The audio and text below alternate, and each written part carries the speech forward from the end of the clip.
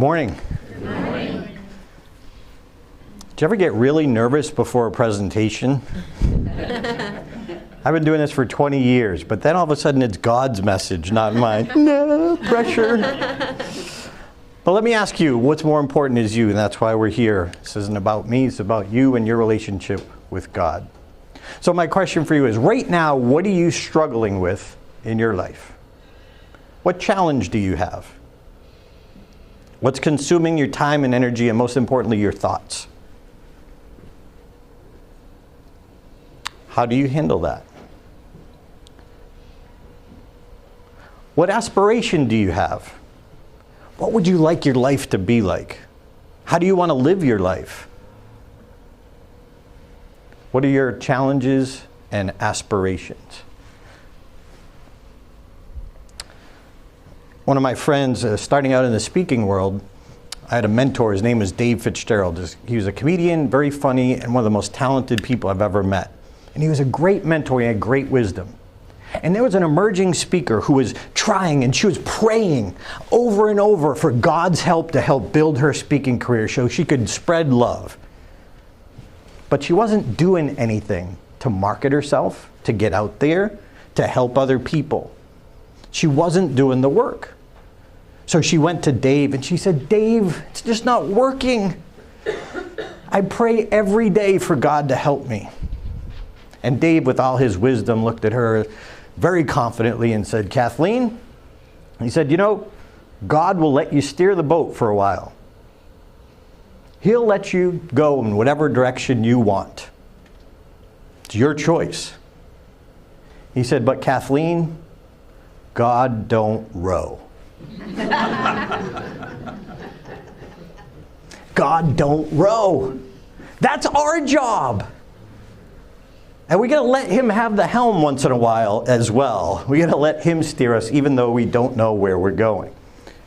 So one of my favorite passages that I believe is something that I've learned through my life experience, and I know there's passages that mean a lot to you, but I think this resonates with this message, comes from Matthew 25:23, the parable of the talents. Said, his master said to him, if you don't know, maybe you probably have, but if you don't know, it's a parable where this master gives 10 talents. And in the old days of the Bible, it was money. But I love the term talents because he gave 10 talents to one of his servants. He gave 5 talents to another servant. And he gave 1 talent to another servant. And he went away. And when he came back, the first servant he went to, and what did you do with your talents? And I love this passage. He said, his master said to him, "Well done, good and faithful servant. You've been faithful and knocked over the lectern in the middle of your presentation." That doesn't happen often. Pay attention there. It's timely. Another frustration. I said, "Well done, good and faithful servant. You've been faithful over a little, and I will set you over much." Now this is the man with 10 talents. He said, "Enter into the joy of your master." So he went to the third he had just given 1 talent, and he had a different answer. You see, what he did is he took his 1 talent that he was given and he buried it because he was so afraid of doing something wrong with that talent that he buried it. And when he came back, the master said, he said to the master, "I was so afraid I went and hid the talent in the ground. Here you have what is yours." So he gave him back his talent. "But this," the master said to him, "you wicked and slothful servant. You knew I reap where I have not sown and gathered where I have scattered no seed. Then you ought to have invested the money with bankers, and at my coming I should have received what was my own interest. So take the talent from him and give it to the one who had 10 talents. For to everyone who has will more be given, and he with an abundance, and he will have an abundance. But from the one who has not, even that which he has will be taken away." See, to me, what that's saying is that if we don't use our talents to help people, to spread God's love, then we're burying that talent. That's not why he gave you the talent. And if you don't use it, it's going to atrophy. But if you use it, you'll be given more. You'll be getting better at that skill or whatever that might be for you. So Charlie mentioned about my experience, And let me just give you a very brief clip of the moment where I found out I was the world champion.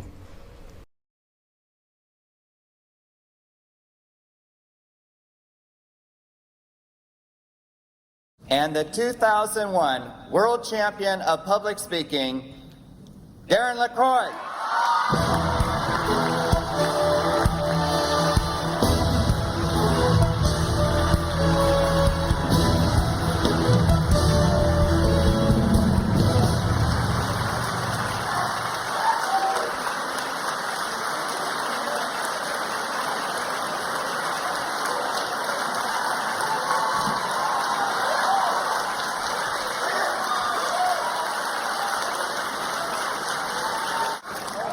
King Darren, your subjects would like to hear a few words from you.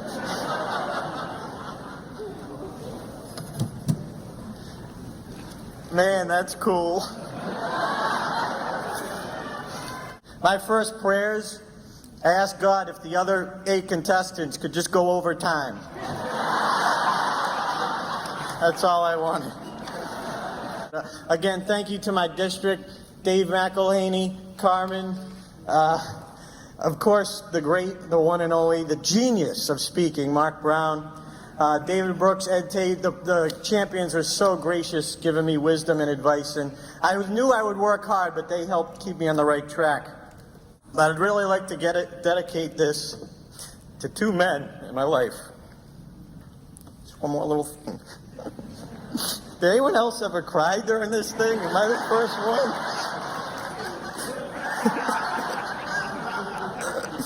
Does that count as a gesture?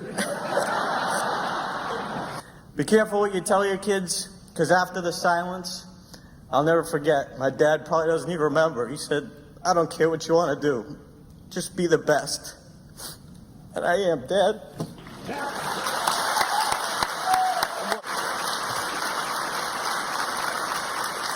Someone just said, you're the world champion. What are you going to do now? I'm going to Disneyland.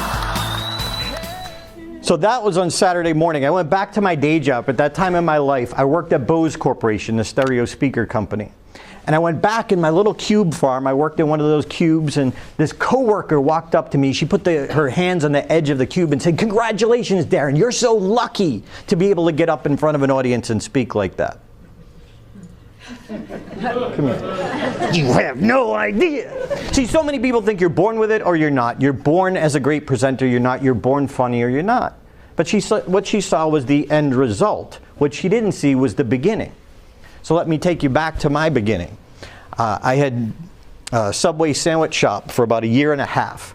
And if you know Subway's success rate, 98% of the franchisees succeed.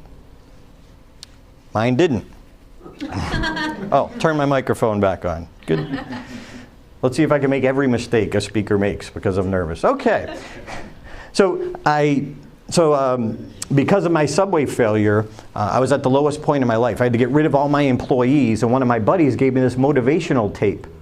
I was working 9 a.m. to 1 a.m. 7 days a week just so I didn't default on my loan, got rid of my employees. And my buddy gave me this tape, and on the tape, it was a motivational tape, and it said, "What would you dare to dream if you knew you wouldn't fail?" And I thought, I'd be a comedian. How cool would that be? Someday, go speak at Unity Church for free? I have arrived!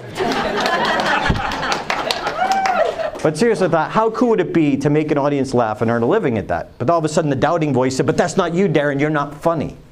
But that wasn't the question. The question was, what would you dare to dream if you knew you wouldn't fail? So let me ask you, if you knew you wanted to be a comedian, who would you go to for advice? Anyone? A comedian? Does it make sense? Isn't that logical? So guess what I did? I went to my family. Stupid, stupid, stupid. If you have any dream, any hope, any desire, don't go to your family for inspiration.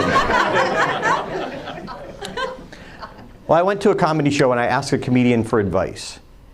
I said, "Hi, my name is Darren. I want to try this. What do I need to do?" And he asked me a question. He said, "Are you funny?" I said, "No." He said, "Good." Good? What do you mean good? But he had my attention. He said, "Darren, nobody's funny at the beginning. Even people who are naturally funny, if you put them in front of a group of strangers at a certain time, handed them a microphone and said, 'Make them laugh,' they couldn't. That's a different skill set. That one can be learned. He gave me hope. So he said, get this book. I went out and bought the book. I'm like, book about how to become a comedian? Well, of course, there's books on everything, but I wasn't thinking that way. Maybe what you need to row about is go get the book and learn from someone else who's overcome your challenge or achieved your aspiration.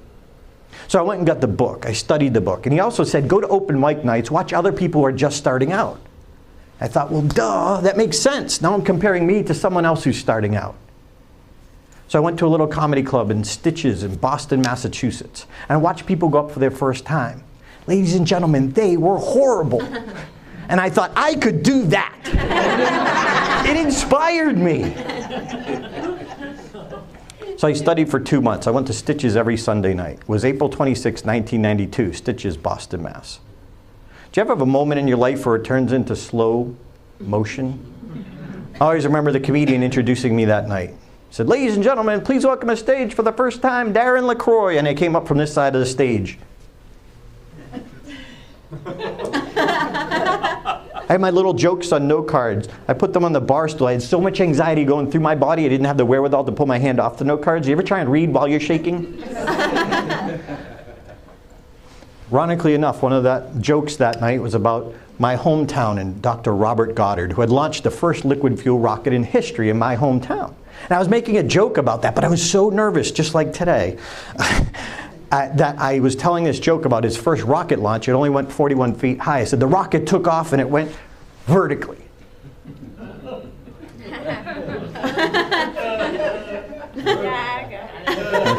This is horizontal. I said one thing, I did the exact opposite, and at that instant I realized my mistake, and I just reacted. I said, shoot. That's not really what I said, but I said, shoot. All of a sudden everybody laughed. Why are you laughing? It's not where I'm supposed to laugh, but I'll take it. So I walked off stage, this man put his arm around my shoulder. He said, don't worry, man, it's just your first time. And I remember thinking, don't worry, it's just my first time. Did you see what I did? I got a laugh. I'm the king of comedy. Why so often do we let other people tell us what success is? See, everyone there that night thought that I bombed. I looked at it differently. I got a laugh. There was progress. I'm doing what I'm supposed to do. Now, when I tell people that story, a lot of people think, well, he's over-exaggerating. He's pretty comfortable up there. Couldn't have been that bad. Well, I brought proof. My friend's wife was there that night with a video camera. Now, before I show you this clip, let me get two things out of the way right up front. Number one, this was 1992. A lot has changed. And number two, ladies, I am fully aware that parachute pants are no longer in fashion. So let me take you to that moment.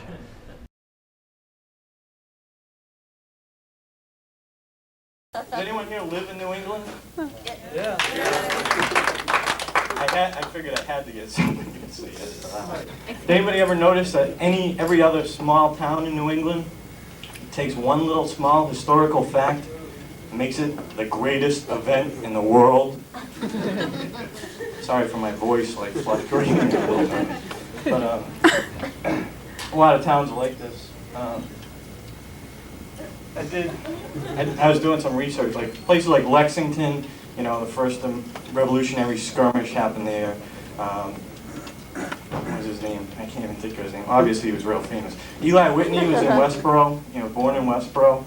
I was doing some research and I discovered that the first dentist to use ether actually happened in Charlton, Massachusetts.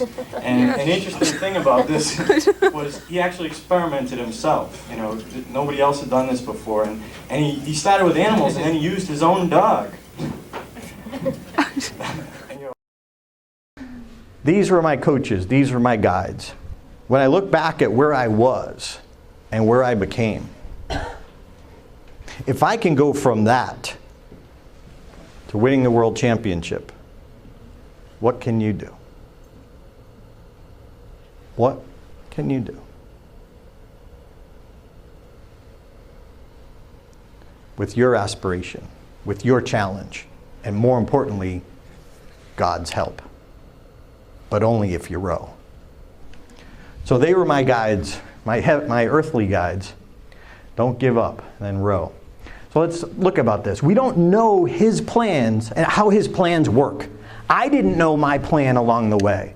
I believe that there's a reason I got there is I kept praying every day for help. Help with my career, help with my talents, and I believe he put the people in my path that I needed. Proverbs 3:5, trust in the Lord with all your heart and do not lean on your own understanding. Sometimes we're not going to understand why we do things, why things happen. But sometimes it might just be a lesson that you need to learn along the way.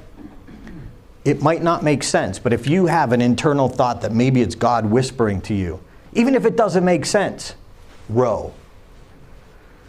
When early on in my career, when nothing was happening for me, I had heard about the idea of tithing. And I thought, you don't understand, I live at home with my parents. I'm a telemarketer. And I'm out there trying to be a motivational speaker. And I felt like, if you remember the Saturday Night Live clip, for those of you who are old enough to remember Saturday Night Live, the old days, there was a clip of Chris Farley playing a motivational speaker who's in a bad leisure suit. And he said, I lived in a van down by the river. I lived with my parents and didn't even have a van. But I prayed. And I made a deal with God. Even though he wasn't necessarily making a deal with me, I said, okay, God, I'll start tithing now, but I need your help. And I realized the faith that took. But I was at a point where I had nothing to lose. So even if I got a $25 check, I would give $2.50. If I got a $50 check, I would give $5. I got a $1,000 check, I would give $100. And ironically, it was about that time that a woman at my Toastmaster club came and gave a speech about Abby's house, which is kind of like our shade tree. It's a house for a safe home for abused women and children. And I said, you know what? That bothers me more than anything when men abuse women, whether it's physically, emotionally. So I said, that's what I'm going to give to. So I started giving whatever I got and didn't think twice about it. I used to get this little handwritten note from this woman from Abby's house. And I told her, I said, thank you, that's very sweet, but you don't need to write a note every time. But every time, no matter what amount, she wrote me this note. Years later, I said, you know what? I was living in Oklahoma. I said, how dare I help Abby's house write these checks, but yet I've never even been there. So I said it was the right thing to do. So it was Thanksgiving weekend. I stopped by Abby's house and I looked for my friend, the beautiful-hearted note writer. And I asked for her and I walked in the door and she said, oh, she's down in the cafeteria getting ready for Thanksgiving dinner with the women. I thought, well, that's cool. So I walked down there and she was this little old lady. She had these arthritis hands with the big knuckles, reminded me of my grandmother.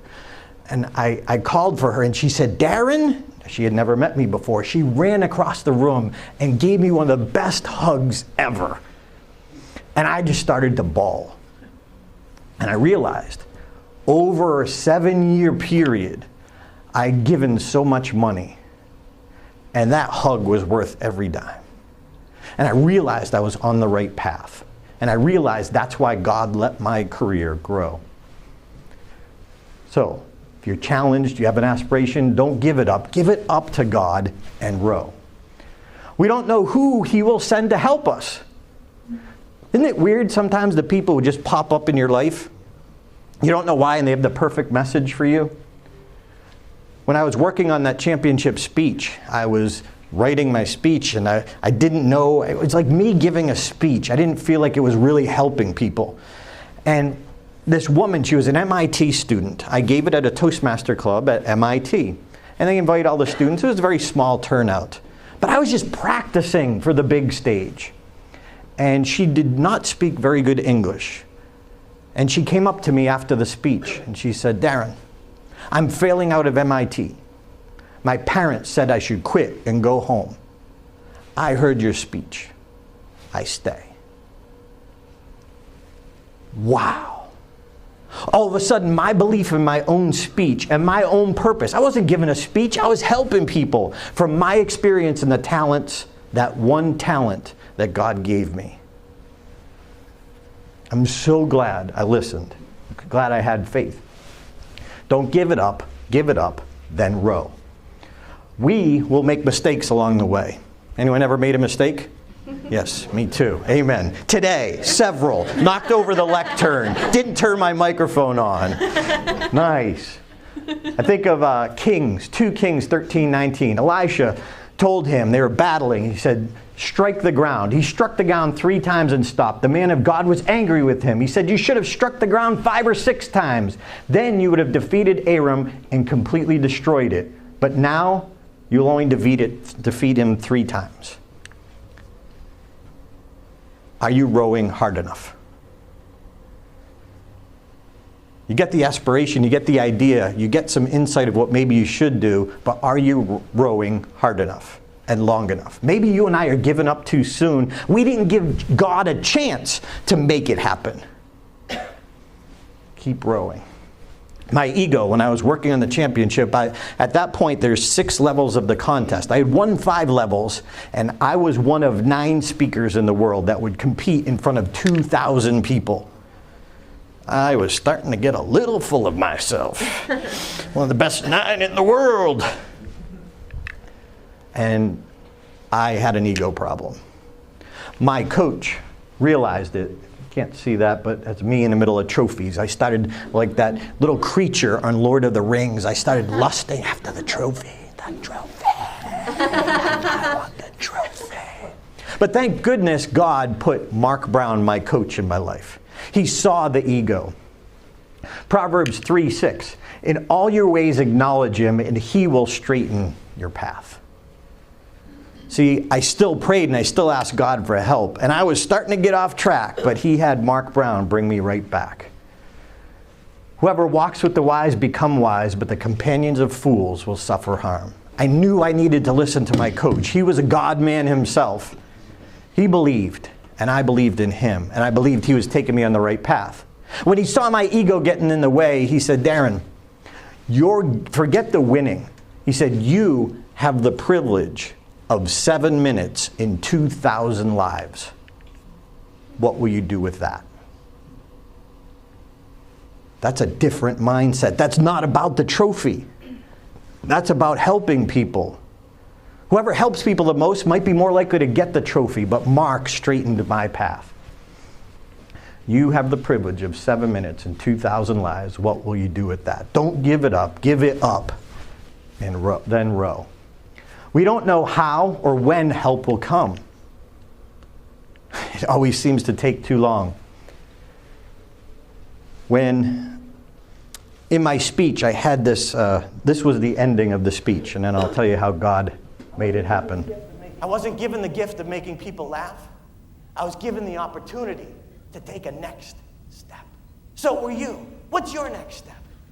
When will you take it? Take it. I didn't want to look back on my life and think, never did try that comedy thing, but instead, I paid all my bills. We're all going to move forward and try and reach a point, but we're going to reach a point headed to our goals where we get stuck and we can't move.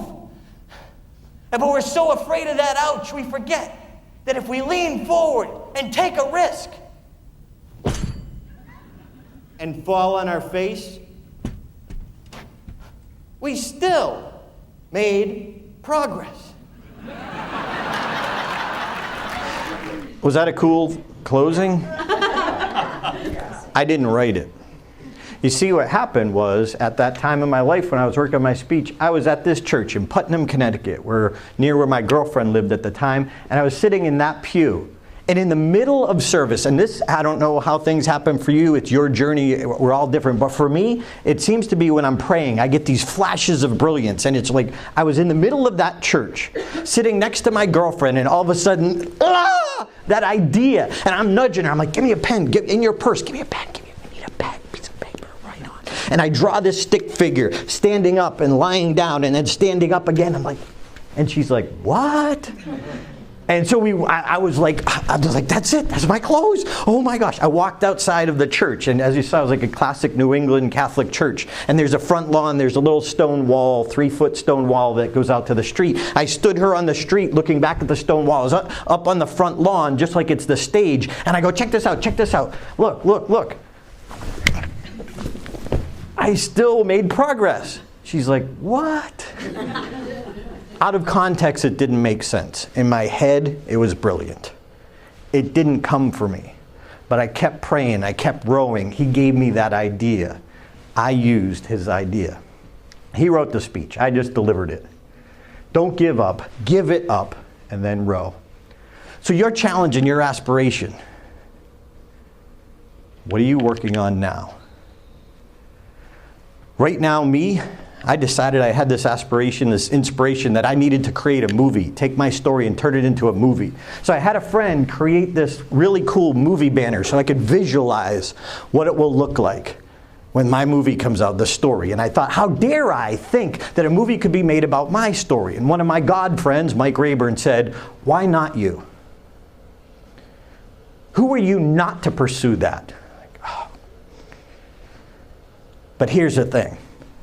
I started writing a year ago. I wrote for about 6 months. I haven't written and worked on my movie script in over 5 months. I'm telling you what I need to do. I need to row. How can God make that come true? You've heard the story of the lottery ticket. Somebody prayed to God for help him win the lottery, but he never bought a ticket. You've heard the story of the guy who was on a flood on the top of a house, and there was a helicopter came by, a boat came by. He came to God, why did you let me drown? He's like, I sent a helicopter, I sent a boat. It might not always be this beautiful, amazing event. It might be something tiny. A message from a friend, from a stranger, someone you don't even know, who will show you that God's listening. What we do know is God wants you to press forward. Philippians 3:13-14. Brothers, I do not consider what I have made my own. But one thing I do, forgetting what lies behind, straining forward in what lies ahead, I press on towards the goal for the prize of the upwards call of God in Jesus Christ. God gave you today. What will you do with it? I hope you row.